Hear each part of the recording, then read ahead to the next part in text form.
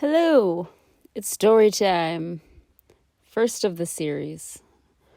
An article I wrote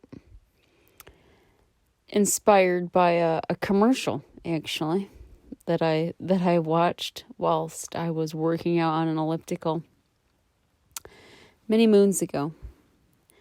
The title is E equals MC squared, the many names of universal energy. As a classically trained scientist in biology and a natural analytical thinker, I never put much stock in intangible concepts like religion and quote-unquote God. If I could not prove something using verifiable methods, I likely wasn't going to trust the information that was fed to me. Even still, I dabbled in the Christian faith during my youth, independent of my familial beliefs, as these were non-existent. By my college years, those views had pretty much flown the coop.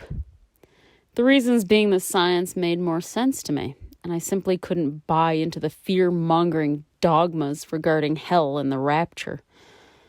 As life went on, however, I realized that living without a belief in something outside of this earth was scarier than the concept of potentially having a pineapple shoved up my ass for all of eternity if I was naughty.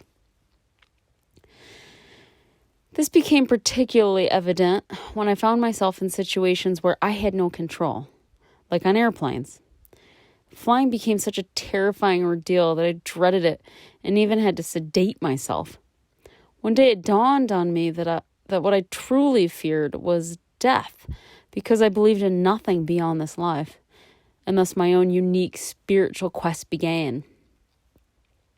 Despite my scientific mind, I was rather an odd child who was spiritual in nature. I had a high degree of self-awareness and empathic abilities that enabled me to experience the emotions of others. At the time, I had no clue that's what I could do. I just knew I was different. My, quote, gut feelings actually felt like physical pulls, especially with regards to directions. I would frequently befriend people I already knew, but had never actually met. Experienced frequent and startling bouts of deja vu and vivid dreams, and I always knew what song was about to be on the radio, a rather useless psychic ability, I might add. It was no wonder those years without any beliefs were unsettling to me in light of these characteristics. I was keenly aware that my human brain was different and something else deep inside me that I had no language to describe. And when I tried, I was treated as a child with a hyperactive imagination or just plain crazy. As a result, I endured almost constant anxiety throughout my life. Constant worry over things I couldn't control, yet were important to me and my loved ones, to our very survival. Worry that was born of a complete lack of trust in the universe would sort itself out and take care of life as it always done. I won't go into the details here. Indeed, that's what the articles that will populate this blog are all about. But during the first major spiritual shift of my life at the commonly pivotal age of 27, I had an epiphany that led to my own understanding of God.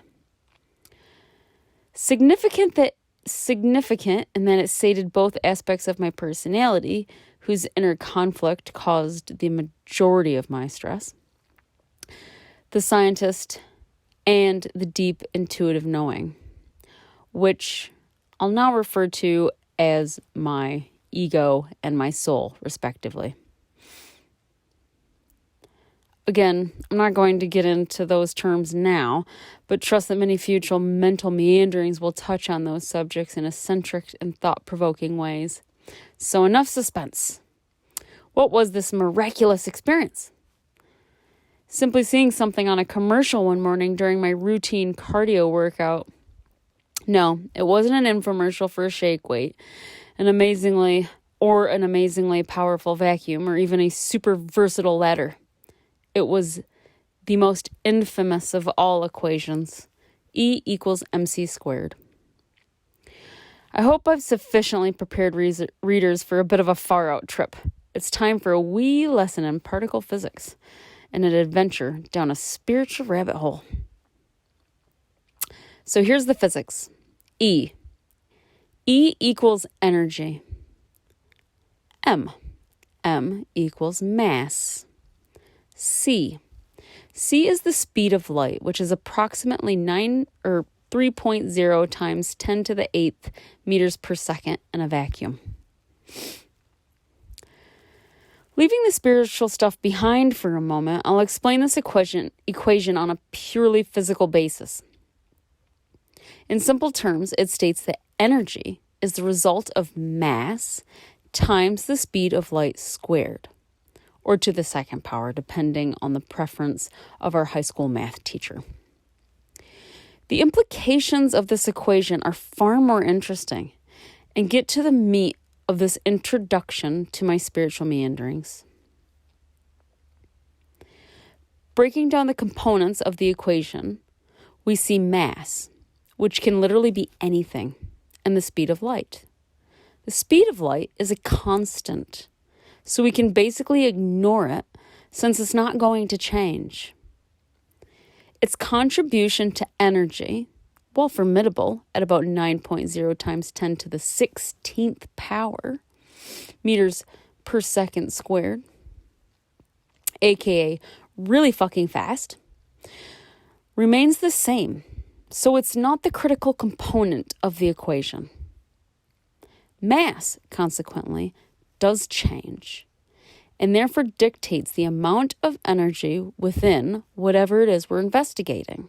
For example, a car has more mass than a mouse, so it follows that a car will have more energy than a mouse, because only mass contributes to the mathematical significance of the equation, since c, or the speed of light, remains the same for both the car as well as the mouse, aka Hot Rod and Mighty Mouse.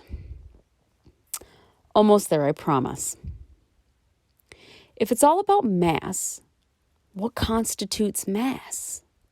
When we drill down to the most basic units of mass, we interestingly find that they too are constant. There are a finite number of particles and subatomic particles that make up everything in our universe. Whether we're talking about a car, a mouse, or a hydrogen atom, we're all comprised of protons, neutrons, and electrons, which they themselves are assembled from still smaller particles, such as quarks and leptons, according to the standard model of physics, which to some is still disputed.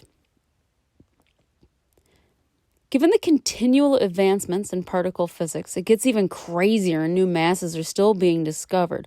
But my point remains valid. We are all made up of the same fundamental elements and their molecules. Okay, time to back out and bring it home. Given that both the speed of light and the mass components are constants, it logically follows that we are all the same energy. Boom. Let this sink in. We are all the same energy. The only difference between me, an Australian Aboriginal, a tree, a tin roof, a puff of wind, or the laptop I'm writing this article on, is the number and composition of particles, thus mass. While our varying masses insinuate that we contain different amounts of energy, the energy we embody nonetheless originates from the same source. Now, before reading the next part, please sit with it. Read it a couple more times, or listen to it a couple more times, I suppose. And wrap the brain around it, and ask what it might mean. What feelings begin to stir? We are all the same energy because every single thing in this universe is made of our elements, and all of our elements are all made of the same subatomic particles. When we think that energy equals mass times the speed of light squared, and all of our masses come from the same particles, everything in the universe is the same energy. So what the shit does it all mean? This collective energy, every particle in the universe encapsulated in every imaginable form on Earth, emitted from every single thing that has a mass greater than 0, including gases and substances far, far smaller than can be conceived of by our tiny human minds, is what I believe to be God. Critically, and I really cannot stress this enough, the terminology is completely irrelevant. This energy is indescribable. It has no gender, no agenda, nor any other human quality we feel inclined to assign to it to make ourselves feel comfortable. To name it and describe it is to completely miss the point of what it is. But I'll give it a go anyway for dramatic effect. It's the lift under the wings of an airplane. It's the love found in tears of joy as well as tears of pain. It's the amazing job that turns up when we're broke and destitute.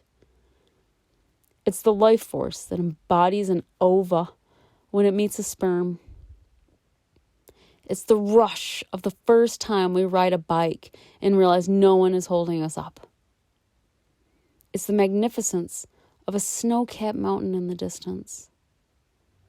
It's the feeling you get in the pit of your stomach right before you find out a loved one has been in an accident, as well as the butterflies of anticipating a first kiss. It's the light and the shadow. There is nothing it is not, nor is there anything it cannot create. Though it has no agenda, learning to trust that everything is exactly as it should, under its guidance, is beyond the abilities of most humans. Most only see good luck and bad luck. We call it many things: God, the Atma, Spirit, the universe, Christ consciousness, higher power, etc. For genuinely personal reasons, I affectionately refer to it as Monty. For now, all I'll say is that our souls are but a piece of it, and our egos function to remind us that we are still individual entities. The reason I started this blog is that the day I made the conscious decision to stop controlling and start trusting this energy, truly miraculous things began to happen. I mean, holy fucking shit, that's creepy miraculous. Which is coincidentally how I came up with the descriptor of Monty. Since then, I've incorporated an even more important component to my faith. Everything I do with a profound intent to serve this energy in a positive way. Every work in this blog represents my feeble attempt to explain what the hell I'm on about, and to keep it fun and interesting by using both obvious and bizarre analogies, all based on my own experiences in life, as well as things that come up to me from that energy. Come on, don't act like we didn't know this shit was going to get weird. My ultimate hope is to cultivate small yet significant shifts in the mass consciousness. Positive waves that will reverberate throughout the universe so that we can experience more peace of mind as humans and start to understand the world we live on on a more spiritual level, connected to our roots and not so horribly amassed in chaos, fear, and general negativity. Until the next one, let's take good care of ourselves. And for God's sakes, stop being assholes to each other.